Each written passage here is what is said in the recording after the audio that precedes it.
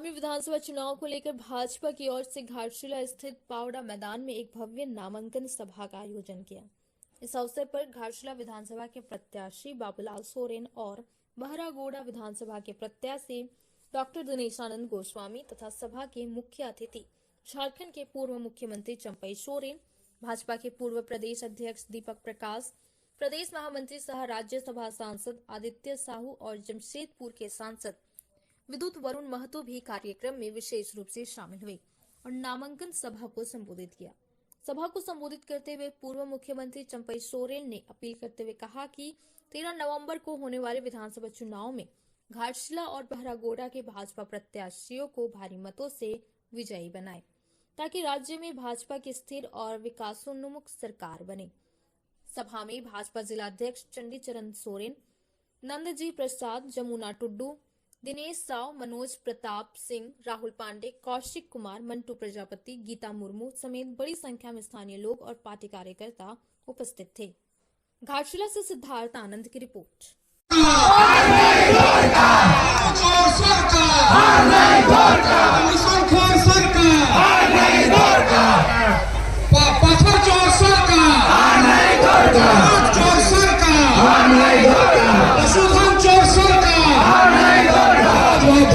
Bharatiya Janata party जी ने आदिवासी का सम्मान दिया है।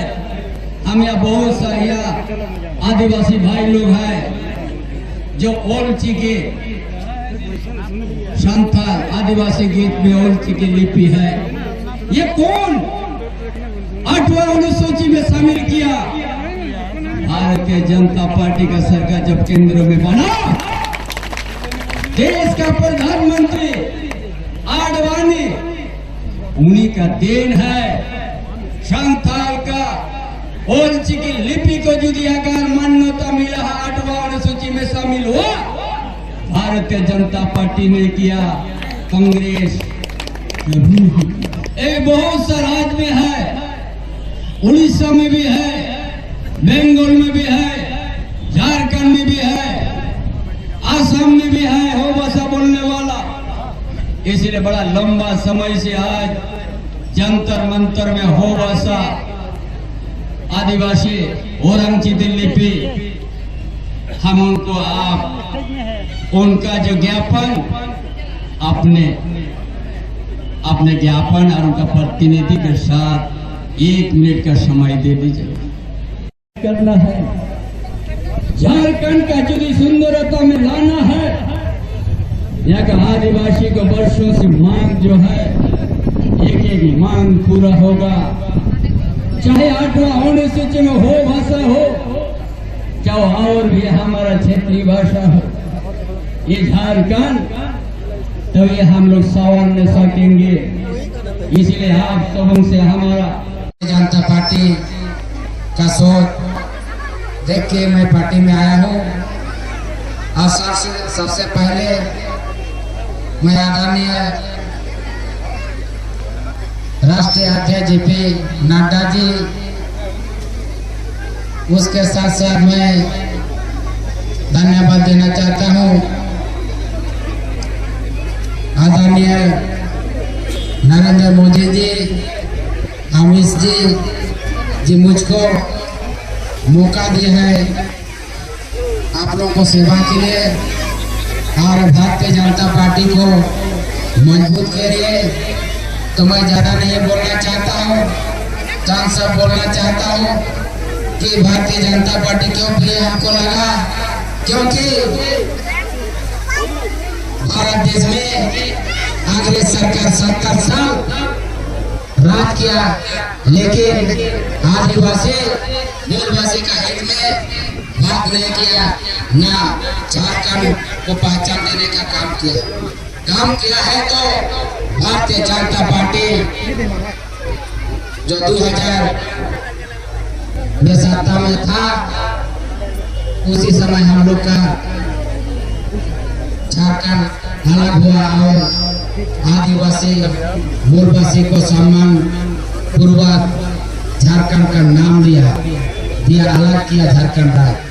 तो भूलिए नहीं माता और बहने, तमाम भारतीय जनता पार्टी के कार्यकर्तागण 2024 में आप लोग दिखा दीजिए अपना ताकत और जितना भी पदाधिकारी है सबको इतना मैं निवेदन करना चाहता हूँ कि कोई भी भेदभाव नहीं होना चाहिए। हम लोग का बारागुड़ा विधानसभा और घाटशिला विधानसभा को आप लोग कैसे जीतेंगे, आने वाला दिन के लिए आप लोगों को आने वाला समाज को आगे किस तरह बढ़ाएंगे। नरेंद्र मोदी जी का यही सपना है कि मन का बात सुन करके अंतिम व्यक्ति तक विकास मैं करूंगा। तो निश्चित तौर पर मैं कहना चाहता हूं कि आप लोग मिलकर के एक चुनाव में भारतीय जनता पार्टी को आप आगे बढ़ाइए, जिताइए। निश्चित तौर पर भारतीय जनता पार्टी ने पहचान दिया है, झारखंड राज्य अलग क्या है। निश्चित तौर पर भारतीय जनता पार्टी सरकार 2024 में आके आपको का विकास करेगा। महिला का समाप्त हो गया, कोई इलाज की व्यवस्था नहीं, स्कूलों में टीचर नहीं है। चाकुलिया फार्मगढ़ के लोग तो रात को दहशत की जिंदगी जी रहे हैं कि इससे कोई सरोकार नहीं है। आज भारतीय जनता पार्टी का प्रदेश और केंद्रीय नेतृत्व हमारी माताओं बहनों के लिए गोबर दीदी जो योजना में 2100 रुपया प्रतिमाह देने का भारतीय जनता पार्टी ने वचन दिया है। एक तरफ झामुमो के नेता उस पर टिप्पणी करते हैं, चुनाव के बाद हम सार्वजनिक करेंगे बारागुड़ा और चाकुलिया में सभी एमएन के अधिकांश नेताओं की पत्नी और उनके परिवार के लोग गोगो दीदी फॉर्म भरे। मोदी पर विश्वास है, मोदी का गारंटी पर भरोसा है, भाजपा पर भरोसा है। हमारे जुड़े साथियों को 2000 रुपया महीना देने का पार्टी ने वादा किया है, उस पर भरोसा है। इसलिए मित्रों, गारंटी तो मोदी का है, गारंटी तो बीजेपी का है। क्या करिए, आज झारखंड मुक्ति मोर्चा मतलब संरक्षण देने वाला बालू चोरी का, पत्थर चोरी का, लकड़ी चोरी का,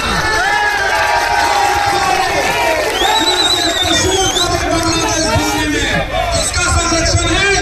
तो छात्रों का संरक्षण है। एक ईमानदार व्यक्ति जो इस मिट्टी में जन्म लिया, चंपाई दर्रा को मुख्यमंत्री से किस प्रकार से अपमानित करके हटाया गया, कोल्हान की जनता कभी बर्दाश्त नहीं कर सकती। चंपाई सोरेन का अपमान कोल्हान कहीं बर्दाश्त नहीं करेगा। टाइगर थे, जनता के लिए काम कर रहे थे। इसलिए मित्रों, हम यहाँ से संकल्प लेकर जाए, इस जन विरोधी सरकार के खिलाफ 13 नवंबर को जो मतदान होगा, ये मतदान एक तरफा कमल फूल और भारतीय जनता पार्टी पर होगा। और विद्युत दादा के नेतृत्व में अगुवाई में हमारे नेता बाबूलाल मरांडी, अर्जुन मुंडा, सबों के प्रदेश केंद्रीय नेतृत्व की अगुवाई में हम इस चुनाव में जा रहे हैं। इसलिए हम यहाँ से जाने के बाद एक एक जन व्यक्ति को हम करेंगे, मिलेंगे और आज की जो हुजूम है ये दर्शा दिया है कि 13 नवंबर को घाटशिला बारागुड़ा सहित कोल्हान के सभी सीटों पर भारतीय जनता पार्टी का विजय पताका लहराएगा। मैं आप सबों का आभार प्रकट करता हूँ, मंच पर बैठे हुए सभी नेताओं के प्रति। कांग्रेस के लोगों ने बढ़ाने का काम किया है, वैसे लोगों को समाज में नंगा करने की आवश्यकता है, वैसे लोगों को समाज में सजा देने की आवश्यकता है, वैसे लोगों को क्षेत्र में घुस देने की आवश्यकता है। यही आगे मेरे मानी को बयान देता हूँ। बहुत बहुत धन्यवाद। बधाई देना चाहता हूँ और अभिनंदन और बधाई से देना चाहता हूँ कि आपका जोश और आपकी ऊर्जा देख करके अब यह महसूस होने लगा है कि अगली सरकार भारतीय जनता पार्टी की सरकार बनेगी। आपका जोश और आपका तत्व और आपका ये जो अंदाज है, उस अंदाज को देखने के बाद लगता है कि 13 तारीख को मेरा पहरा घोड़ा हर जगह पत्तों फूल होगा, पत्तों फूल होगा, पत्तों फूल होगा। हम सब कोई जानते हैं कि लोकतंत्र का ये भव्य युद्ध प्रारंभ हो चुका है। एक तरफ पांचजन फूका जा चुका है, एक तरफ कौरव की सेना सजी हुई है, तो दूसरे तरफ पांडव की सेना नरेंद्र मोदी जी के नेतृत्व में सब लोग काम करने वाले पांडव की सेना है, पांडव की सेना। और इस सेना हम सब कोई जानते हैं कि आने वाले समय में जब चुनाव की घोषणा 23 तारीख को होगी तो कुशासन का अंत होगा। हेमंत सोरेन की सरकार बोरिया वस्त्र बांध करके जाने वाली है और भारत की सरकार आने वाली है। हमारे मित्र मेरे भाई बाबूलाल सोरेन जी को जिताना है कि नहीं जिताना है? हाथ उठा करके संकल्प लीजिए, हाथ उठा करके संकल्प लीजिए, हाथ उठा करके आपने आज के किसी को छक्का देना है, सरकार देना है। 5 साल पहले हेमंत सोरेन ने सबको ठगने का काम किया, चाहे आदिवासी हो, चाहे मूलवासी हो, चाहे झारखंड की 4 करोड़ जनता हो, उसको ठगने का काम किया कि नहीं किया? नौजवानों को क्या बोला था? नौजवानों को क्या बोला था? 5 लाख नौकरी मिला क्या? है उतना मोटा नोटिशन में नजराना प्यार का देगा तो नोटिशन होगा। उस सीएम को भी कार पकड़ उठा बैठक किया है अगर घूस का बाजार हो। भारतीय जनता पार्टी के शासन आज लगभग मोदी जी का लगभग 10 साल से ऊपर हो गया। कोई भी मंत्री जेल गया क्या? कोई नहीं गया। यह तो सीधा रात मुखिया ही जेल जाने का काम किया भ्रष्टाचार। और उसका नुमाइंदा जो काम करने वाला सेक्रेटरी लोग जेल चला गया, मंत्री जेल जाता है। किसमें? भ्रष्टाचारी में। ये लोग का कथा कर्मी और कर्मी में क्या क्या फर्क पड़ता है आपको मैं बताना चाहता हूँ।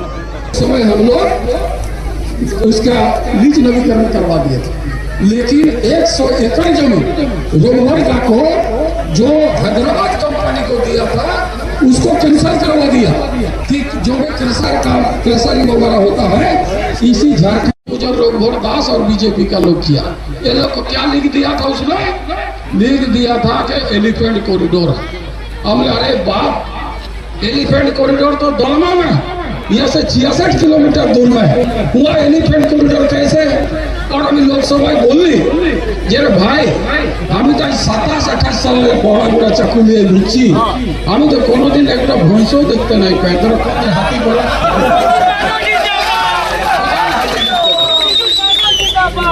তো আপনাকে বলছি যেটা দীর্ঘদিন থেকে আপনাদের মাগ আছে, নিশ্চিত রূপ से সরকার বলতে 1 সালও নাই 6 মাসের ভিতরে জাহাজ ময়দানে কাম শুরু করে লাস্টে সরকারকে বাধ্য হতে লিখলো যে ধর্মঙ্গর ছড়া জায়গা নাই, ইয়ার ভালো জায়গা নাই। একবার বলেছিল যে তো डिफेंसर उठे और डिफेंस वाला फॉलो कर लो, ये हम लोग का जमीन है। हमने कैसे आपका जमीन है? जमीन आजादी हुआ कब? 47 में, और यहाँ पर सर्वे को हुआ 64 में। 64 में साफ लिख दिया यहाँ रिजर्व फॉरेस्ट, कहीं नहीं दिया ये साहब डिफेंस